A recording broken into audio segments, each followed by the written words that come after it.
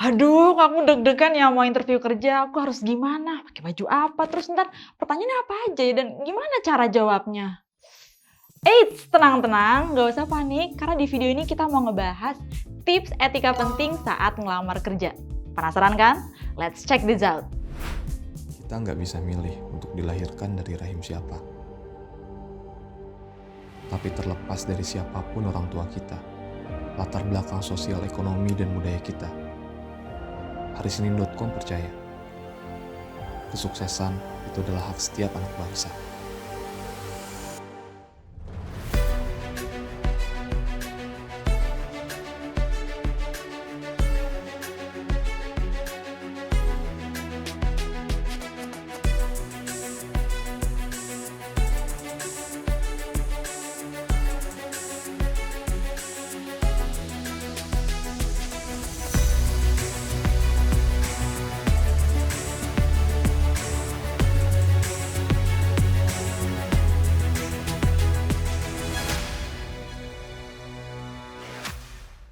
Sebelum kamu mulai interview, ada beberapa hal yang harus kamu perhatiin dulu nih. Apa aja sih? Yang pertama, coba deh sebelum interview itu kamu ucapin terima kasih gitu ya karena udah diundang sama rekruternya, bisa lewat email ataupun chat kalau misalkan kamu punya kontaknya.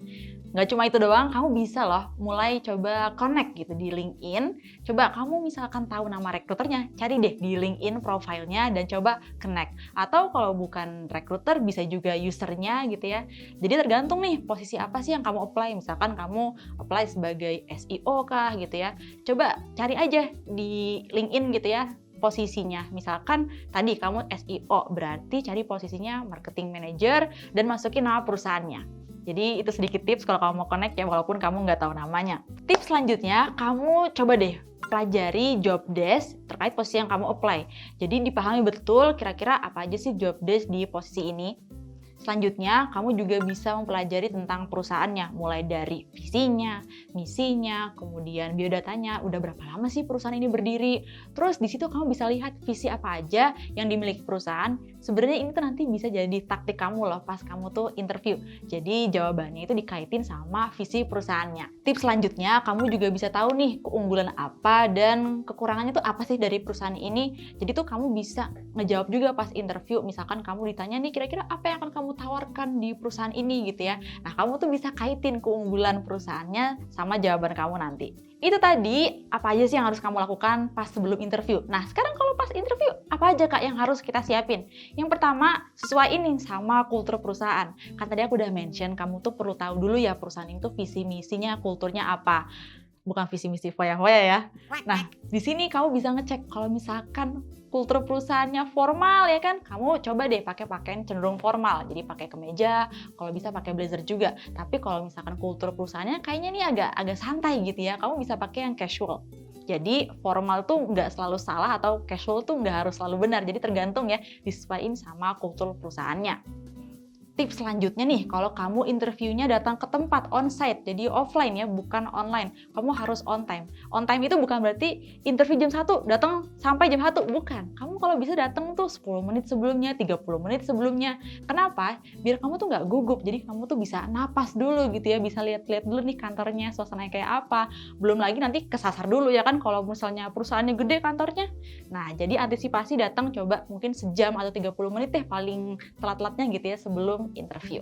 Tips selanjutnya, pas interview pastiin ya kamu tuh percaya diri. Nah sebenarnya kalau orang nggak percaya diri itu kenapa sih Kak? Ya sebenarnya karena kurang persiapan sih biasanya. Jadi pas mengenali diri, making sure kalau kamu tuh paham gitu ya dengan diri kamu. Jadi jangan sampai nih kamu misalkan pas mau nyebutin umur kamu sendiri masih udah lupa gitu ya. Aku tuh sekarang ini umur berapa ya?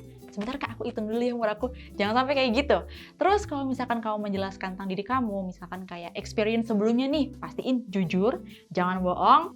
Ingat semua itu ada background check-nya ya kalau di perusahaan, jadi pastiin semua itu jujur dan kamu tuh siap. Dan ketika dikasih waktu untuk bertanya atau sesi tanya jawab, coba deh kamu tanya terkait dengan job desk kamu in detail. Kan tadi kamu udah research ya terkait dengan job desk, beban kerjanya kayak apa. Siapa tahu kamu ada miss out atau salah gitu ya. Kamu di sini bisa cross check dengan tanya langsung ke HR-nya. Jadi kamu punya ekspektasi yang jelas terkait dengan posisi dan perusahaan yang kamu apply. Kak, kalau aku ditanyain soal ekspektasi gaji, Atau aku tuh udah ditawarin nih Kak, pas selesai interview ada offering letter aku ditawarin dan udah disebutin nominal gajinya, tapi aku kurang sreg mau nego, bisa nggak sih? Nah untuk itu udah ada loh videonya, kamu bisa cek di sebelah sini ya. Atau kalau kamu rasanya kayaknya interview ini pakai bahasa Inggris nih Kak, aku belum bisa, gimana kira-kira? Tenang aja, di hari Senin kita punya video course buat kamu yang mau belajar interview pakai bahasa Inggris, dan linknya ada di description box, bisa kamu cek ya. Eits, tunggu dulu, videonya belum selesai. Aku masih mau ngasih tips satu lagi nih. Tips selesai interview tuh kayak gimana sih? Nah yang pertama, coba deh kamu say thank you atau ucapin rasa terima kasih dan excited kamu ya melalui email atau chatting ke recruiter kalau kamu punya kontaknya. Jadi ini tuh nunjukin rasa kalau kamu tuh emang berkomitmen di rekrutmen ini.